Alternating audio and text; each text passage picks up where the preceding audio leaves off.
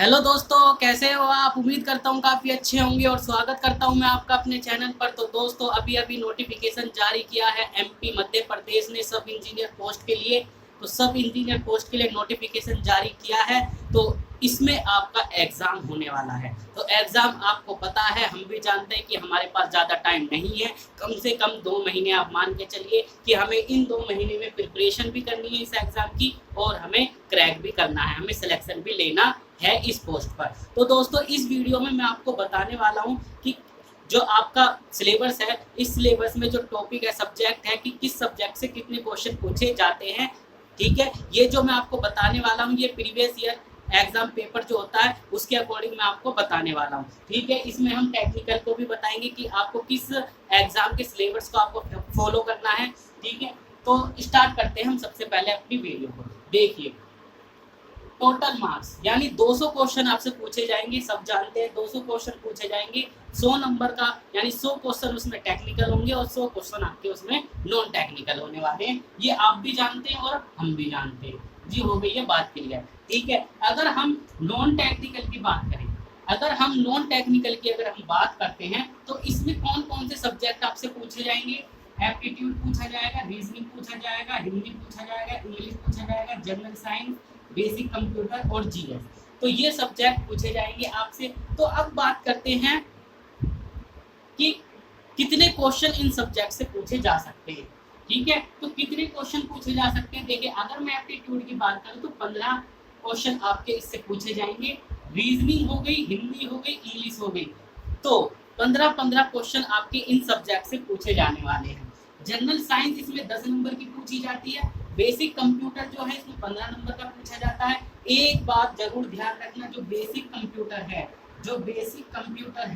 Basic computer इसमें सबसे hard पूछा जाता है इन सब्जेक्ट की कंपेयरिंग में।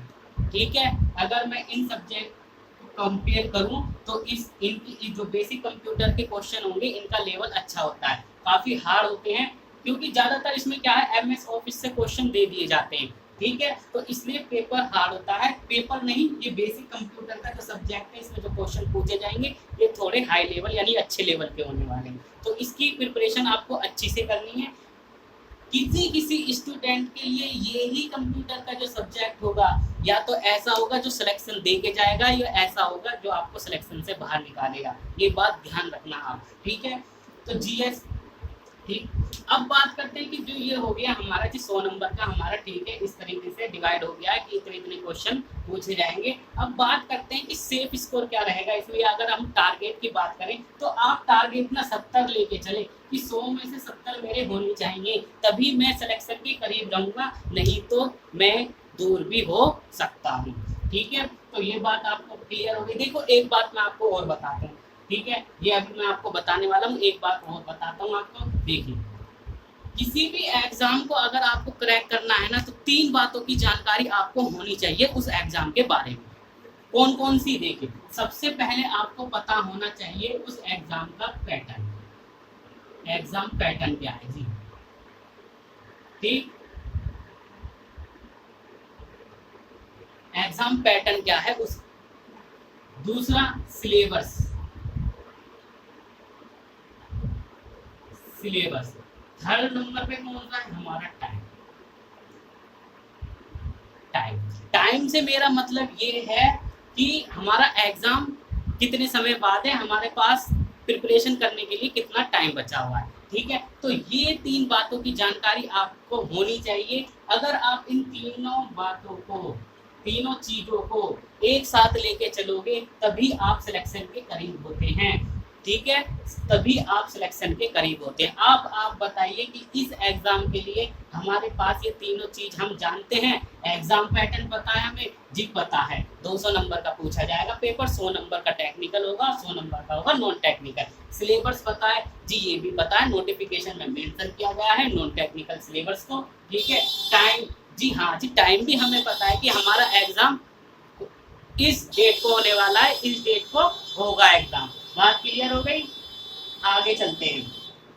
तो अब एग्जाम पैटर्न हो गया, सिलेबस हो गया, टाइम हो गया, तो बात क्लियर। तो एक बात मैं आपको और बता देता हूँ। देखिए, जो हमारा सिलेबस होता है ना, क्या होता है सिलेबस?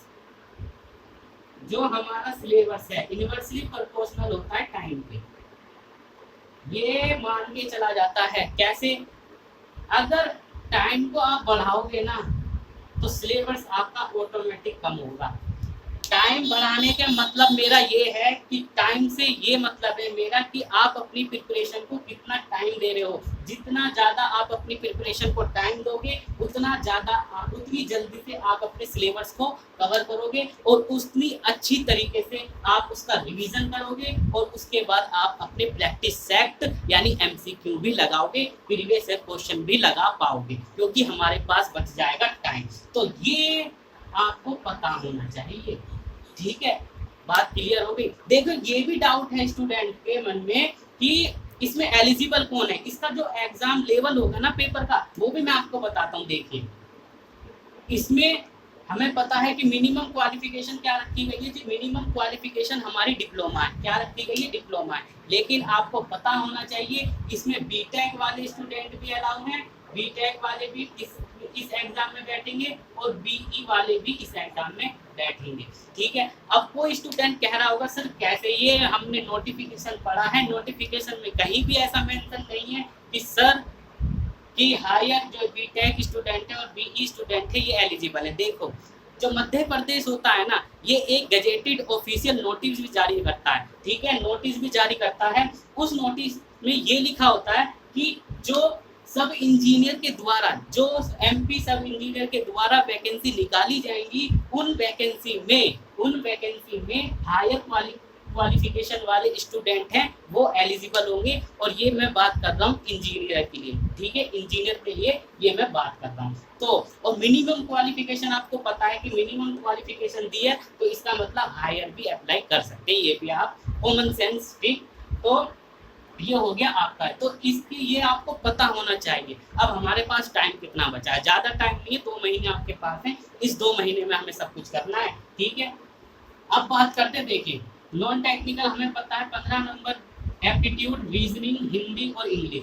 तो ये 15-15 नंबर के पूछे जाएंगे। तो हम स्कोर कहाँ से कर सकते हैं? देखिए रीजनिंग जो है ना, रीजनिंग में आपको स्कोर करना है कम से कम 13 नंबर होने चाहिए, 13 से कम होने नहीं चाहिए क्योंकि रीजनिंग ऐसा सब्जेक्ट है कुछ स्टूडेंट ऐसे होंगे जो 15 में से 15 लेके आएंगे, जो 15 में से 15 क्वेश्चन करके आएंगे बिल्कुल सही, ठीक है। अगर एप्टीट्यूड की बात करते हैं तो 15 पूछे जाएंगे तो 12 आपके होने चाहिए, इनसे कम की उम्मीद ना रखें, ठीक। तो 15 इस हिंदी सब पढ़ते हैं हिंदी, ऐसा नहीं है हमने पढ़ी है हिंदी, तो आपकी हिंदी भी इसमें पूछी जाती है। आप 15 में से 12 आप मान के चलें कि हमें 12 नंबर हिंदी को, यानी हिंदी हमें 12 नंबर दे के जाएगी, ठीक है। इंग्लिश की बात करते हैं, इंग्लिश थोड़ा टफ रखता है थोड़ा, ठीक है। तो स्टूडेंट को तो इंग्लिश में हम मान के चलते हैं कि 15 में से 10 नंबर तो हम लेके आ सकते हैं, 10 से नीचे जाना नहीं है, 10 से नीचे नहीं जाना, ठीक है। जनरल साइंस की बात करते हैं, 10 क्वेश्चन इसमें पूछेंगे, जनरल साइंस से 10 क्वेश्चन पूछेंगे, 6 मान के चलते हैं कि हम 6 क्वेश्चन तो हमें सही करके आने ही है। बात क्लियर? देखो जनरल साइंस में क्या होगा, जनरल साइंस में क्या होगा कि आपसे फिजिक्स भी पूछी जाएगी, केमिस्ट्री भी पूछी जाएगी और बायोलॉजी भी पूछी जाएगी और आपसे 10 क्वेश्चन उसमें से पूछे जाएंगे। सिलेबस हो जाता है 22, ठीक है। जीएस जैसे अगर जीएस है ना, जीएस बहुत बड़ा सिलेबस है, जितना पढ़ो कम रह जाता है, समुद्र की तरह है, ठीक है, खत्म ही नहीं होता है। इसी तरह जो आपका पीसीएम है ना, आपका सिलेबस ज़्यादा हो जाएगा। तो आपको 6 नंबर तो मान के चलने की, मुझे 6 नंबर की तैयारी तो करनी है कि 6 नंबर मेरे आ जाएं जनरल साइंस में, ठीक है। बेसिक कंप्यूटर मैंने आपको पहले ही बताया है कि काफ़ी हार्ड पूछा जाता है, तो 15 क्वेश्चन आप इसके आएंगे इसके, ठीक है, एग्जाम में। तो आपको 10 तो लेके आने ही हैं, ठीक है। कभी कभी इतना हार्ड हो जाता है बेसिक कंप्यूटर की 5 नंबर लाने भी मुश्किल हो जाते हैं, ये बात ध्यान रखना, ठीक। अब बात करते हैं जीएस की अगर मैं बात करूं तो 15 में से 9 आपके होने चाहिए, ठीक है। सिलेक्शन की दौड़ में रहें तो इतने नंबर का तो आपका होना ही चाहिए, ठीक है। जीएस में 15 में से 9 मान के चलते हैं। देखिए जीएस का पोर्शन बहुत बड़ा होता है, देखिए इसमें आपसे स्टैटिक जीके भी पूछा जाएगा, करंट अफेयर भी पूछा जाएगा। ये आप इतने पेन चल रहे हैं ना, ये यहाँ पर ये गंदा नहीं है, ये कारीगरी है हमारी, काफ़ी मेहनत लगती है सर वीडियो बनाने में, ठीक है। तो इसलिए वीडियो पसंद आए ना तो वीडियो को लाइक करके जरूर जाना और चैनल को भी सब्सक्राइब करना, ठीक है। तो आगे चलते हैं। तो स्टैटिक जीके, करंट अफेयर और India GK, Indian GK, India, ठीक है, एमपी जीके, ठीक। तो इसके बाद बात हो गई क्या कहते हैं एमपी का जीके यानी मध्य प्रदेश जीके, ठीक है। तो मध्य प्रदेश का जीके जीएस जो भी पूछे ऐसा तो हैगा नहीं कि होगा नहीं कि अदर स्टेट का कोई एग्जाम हो रहा है और वो अपने स्टेट के बारे में ना पूछे, ठीक है। राजस्थान की अगर हम बात करते हैं तो राजस्थान में जब एग्जाम होता है तो राजस्थान भी अपने स्टेट के बारे में पूछता है, तो मध्य प्रदेश भी अपने स्टेट के बारे में पूछेगा। तो मध्य प्रदेश का भी आपको पढ़ना होगा, लेकिन मैं आपको एडवाइस देता हूँ आप मध्य प्रदेश को छोड़ के चलें, मध्य प्रदेश के जीके जीएस को छोड़ के चले। इससे कहते भाई तू आप दूर हो जा, ठीक है। क्यों दूर हो जा? क्योंकि इसमें आपसे ऐसा नहीं है कि इतने नंबर का आपसे पूछेगा ही मध्य प्रदेश का, ठीक है, नहीं। इसमें 3 से 4 क्वेश्चन आपके होंगे। इन 3 से 4 क्वेश्चन के चक्कर में आप ज़्यादा टाइम खराब ना करें, क्योंकि टाइम की बहुत कमी है दोस्तों, टाइम की बहुत कमी है। तो 3 से 4 नंबर को आप छोड़ के चलें। आप पढ़े, करंट अफेयर पे आपको ज़्यादा ध्यान देना है, ठीक है, करंट अफेयर पे आपको ज़्यादा ध्यान देना है। तो ये हो गई बात, ठीक। तब बात करते हैं टेक्निकल की कि सर टेक्निकल सिलेबस क्या करें। तो टेक्निकल सिलेबस की अगर मैं बात करता हूँ ये ऐसे है, ठीक है, बार बार मिटाना पड़ता था वीडियो बनाने से पहले, ठीक। तो सिलेबस की बात करें एसएससी जेई, तो आप किसी भी ब्रांच से रिलेट हो, किसी भी ब्रांच से हो, तो आप सिविल के हो, मैकेनिकल के हो या इलेक्ट्रिकल के हो, आपको एसएससी जेई का सिलेबस ही फॉलो करना है। बात क्लियर हो गई? एसएससी जेई के सिलेबस को ही आपको फॉलो करना है। लेकिन मैं आपको बता देता हूँ जो एमपी सब इंजीनियर जो एग्जाम कंडक्ट कराता है इसमें आपसे सभी सब्जेक्ट से पूछता है, सभी सब्जेक्ट के आपके क्वेश्चन आएंगे। इसमें ऐसा नहीं होगा कि किसी एक आधे सब्जेक्ट को आप छोड़ के चले, नहीं, इसमें ऐसा नहीं होता है। सबसे पहले तो मैं आपको बता दूं आपने सभी बुकें पढ़नी है, जितने भी सब्जेक्ट हैं आपके पास सभी सब्जेक्ट आपको इसमें पढ़ने होंगे, ठीक है। लेकिन सबसे पहले आपको एसएससी जेई के सिलेबस को कवर करना है, उसके बाद जो बचता है तब आप पढ़िए। बात क्लियर? पहले आप एसएससी जेई के सिलेबस को कवर करें, ठीक। तो सिलेबस कवर करें, जल्दी से जल्द खत्म करने की सोचें, ठीक है, टाइम ज़्यादा नहीं है। तो टेक्निकल में तो इतना है कि आपको एसएससी जेई के सिलेबस को फॉलो करना है, ठीक। तो दोस्तों इस वीडियो में इतना ही, ठीक है, मिलते हैं नेक्स्ट वीडियो में। वीडियो अगर आपको पसंद आई हो तो वीडियो को लाइक करना और चैनल को जरूर सब्सक्राइब करना अगर पहली बार आए हो तो।